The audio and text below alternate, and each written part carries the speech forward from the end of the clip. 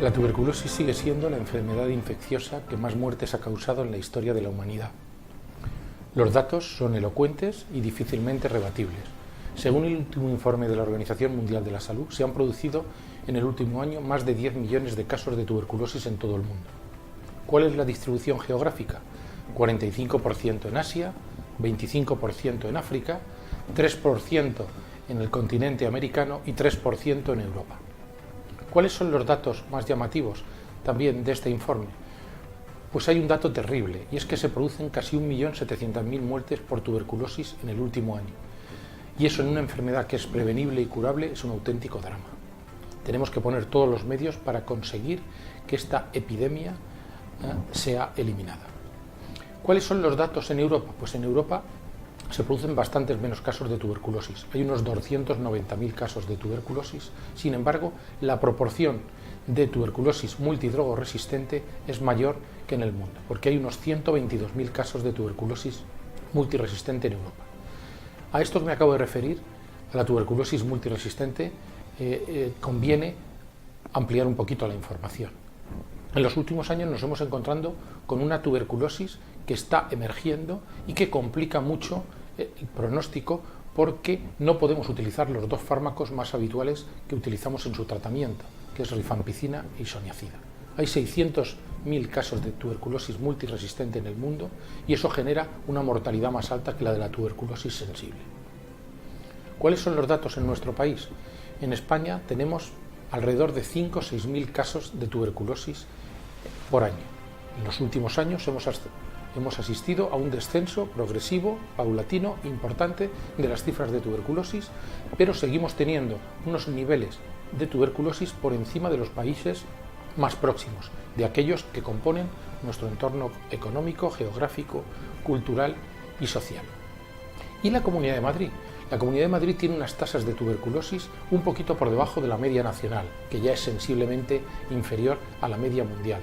En el último año hemos tenido por debajo de 700 casos de tuberculosis, lo que nos indica que estaremos en unas tasas de un poco más de 9 casos por 100.000 habitantes.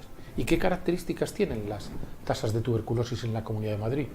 El 47% se produce en inmigrantes y hay un dato muy llamativo, y es que tenemos un retraso medio en el diagnóstico de la tuberculosis bacilífera de 47 días, y eso es algo que hay que corregir, porque la tuberculosis bacilífera es aquella que más nos importa desde el punto de vista de salud pública, porque es capaz de generar nuevos casos al contagiar a personas sanas.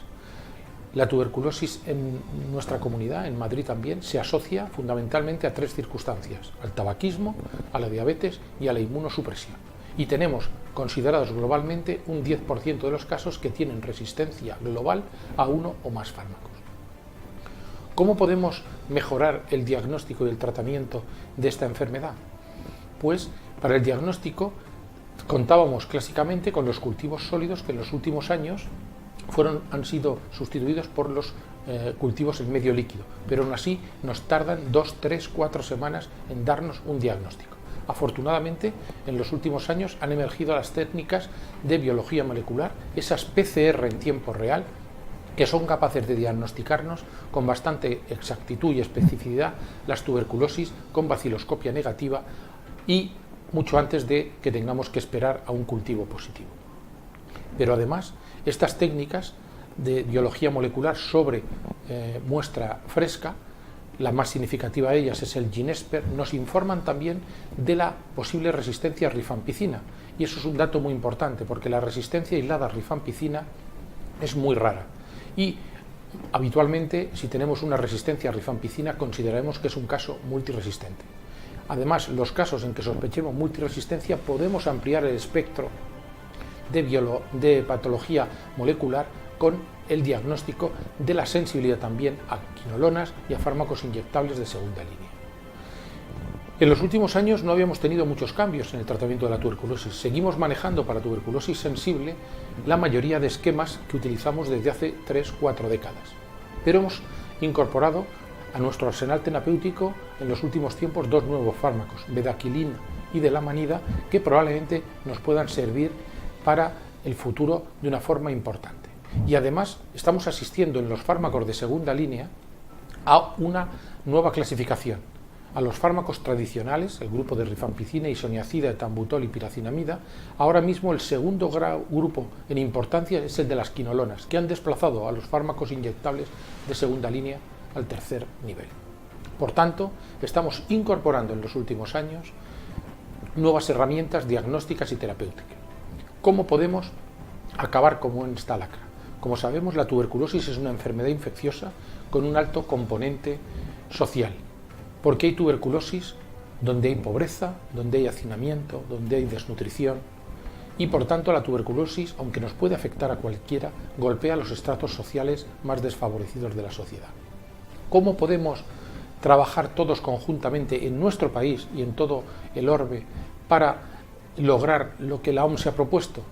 Los objetivos de la OMS es que en el año 2035 disminuya el 95% de la mortalidad en tuberculosis, que disminuya el 90% de la incidencia de tuberculosis, dejando unas tasas globales en el mundo por debajo de 10 casos por 100.000 habitantes, y además la OMS intenta también que hay que eliminar los catastróficos gastos que suponen para la economía familiar. ¿Cómo podemos hacer esto? Pues esto lo haremos en nuestro medio con un diagnóstico precoz, con un tratamiento idóneo y con un seguimiento adecuado. Pero, como la tuberculosis tiene este componente social, no solo valen las medidas médicas y sanitarias, deben de ir acompañadas de unas medidas sociales importantes, que consiste en la disminución de la pobreza y la desigualdad a nivel global y en nuestro país en la integración social, económica y laboral de aquellos colectivos que más sufren la tuberculosis, por ejemplo, los inmigrantes. Y por último, un ruego. Tenemos un buen programa de tuberculosis en la Comunidad de Madrid, lo hay también en otras comunidades del Estado, pero es importante reivindicar, y lo estamos haciendo los neumólogos desde hace mucho tiempo, un plan nacional contra la tuberculosis que aglutine y que englobe todos los esfuerzos individuales que se han hecho en los últimos años para acabar con esta lacra. Si logramos de una vez definirlo, podremos estar en el camino de la eliminación de la tuberculosis.